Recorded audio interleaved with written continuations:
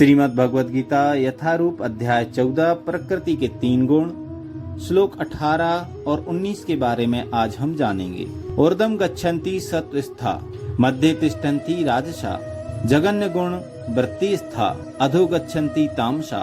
सतोगुण व्यक्ति क्रमशः ऊपर उच्च लोकों को जाते हैं, रजोगुणी इसी पृथ्वी लोक में रह जाते हैं और जो अत्यंत गर्हित तमोगुण में स्थित हैं वे नीचे नरक लोकों को जाते हैं।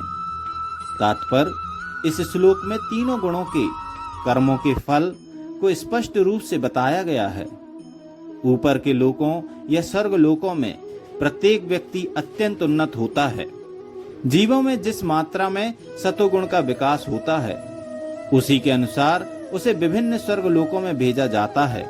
सर्वोच्च लोक सत्यलोक या ब्रह्मलोक है, जहां इस ब्रह्मांड के प्रधान व्यक्ति ब्रह्मा जी निवास करते हैं।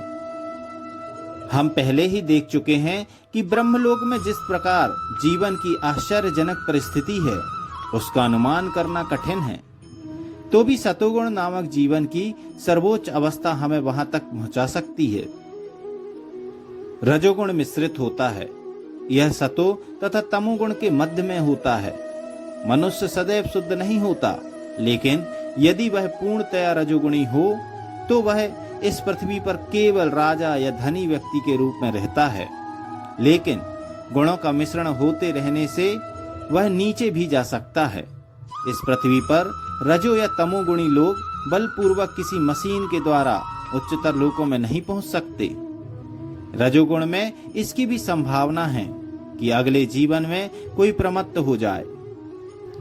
यहाँ पर निम्नतम गुण तमोगुण को अत्यंत गर्हित या जघन्य कहा गया है। अज्ञानता या तमोगुण विकसित करने का परिणाम अत्यंत भयावह होता है। यह प्रकृति का निम्नतम गुण है। मनुष्य योनि से नीचे पक्षियों, पशुओं, सरीसृपों, वृक्षों आदि की 80 लाख योनियां हैं तथा तमोगुण के विकास के अनुसार ही लोगों को ये अधम योनियां प्राप्त होती रहती हैं। यहाँ पर तामसा शब्द अत्यंत सार्थक है। यह उनका सूचक है जो उच्चतर गुणों तक ऊपर न उठकर निरंतर तमोगुण में ही बने रहते हैं। उनका भविष्य अत्यंत अंधकारमय होता है। तमोगुणी तथा रजोगुणी लोगों के लिए सतोगुण बनने का सुअवसर है और यह कृष्ण भावना अमृत विधि से मिल सकता है। लेकिन जो सुअवसर का लाभ नहीं उठाता वह निम्नतर गुणों में बना रहेगा। श्लोक 19 नान्यम गुणेभ्यः कर्तारम यदा द्रष्टानुपश्यति गुणेभ्यश्च परम वेत्ति मद्भावं सो अधिगच्छति।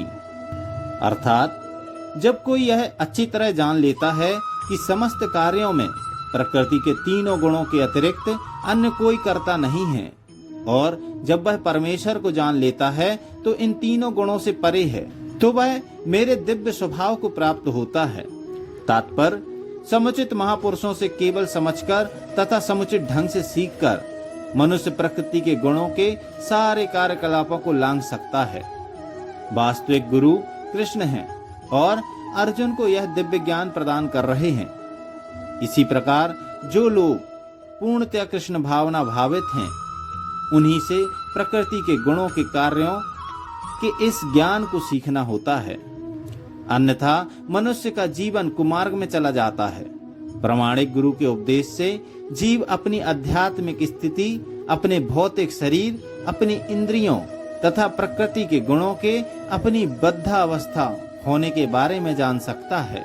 वह इन गुणों की जकड़ में होने से असहाय होता है, लेकिन अपनी वास्तविक स्थिति देख लेने पर वह दिव्य स्तर को प्राप्त कर सकता है जिसमें आध्यात्मिक जीवन के लिए अवकाश होता है। वस्तुतः जीव विभिन्न कर्मों का कर्ता नहीं होता, उसे बाध्य होकर कर्म करना पड़ता है क्योंकि वह विशेष प्रकार के शरीर में स्थित रहता है जिसका संचालन प्रकृति का कोई गुण करता है। जब तक मनुष्य को किसी आध्यात्मिक मान्यता प्राप्त व्यक्ति की सहायता नहीं मिलती तब तक वह यह नहीं समझ सकता कि वह वास्तव में कहाँ स्थित है। प्रामाणिक गुरु की संगति से वह अपनी वास्तविक स्थिति समझ सकता है और इसे समझ लेने पर वह पूर्ण कृष्ण भावना अमृत में स्थित हो सकता है। कृष्ण भावना भावित व्यक्ति कभी भी प्रकृति के गुणों के चमत्कार से नियंत्रित नहीं होता। 7वें अध्याय में बताया जा चुका है कि जो कृष्ण की शरण में जाता है वह प्रकृति के कार्यों से मुक्त हो जाता है। जो व्यक्ति वस्तुओं को यथारूप में देख सकता है उस पर प्रकृति का प्रभाव क्रमशः घटता जाता है। इसी तरह अन्य श्लोकों की जानकारी प्राप्त करने के लिए या जानने के लिए या सुनने के लिए देखने के लिए हमारे चैनल को लाइक करें, सब्सक्राइब करें और शेयर करें। साथ ही अन्य लोगों को बताएं कि श्रीमद् भगवद गीता में श्री भगवान ने अर्जुन के माध्यम से हम सबसे क्या कहा। अन्य अध्यायों की प्लेलिस्ट हमारे चैनल में उपलब्ध है, कृपया जाएं और सारी रील्स और सारी वीडियोस देख सकते हैं। जय श्री कृष्णा, राधे राधे।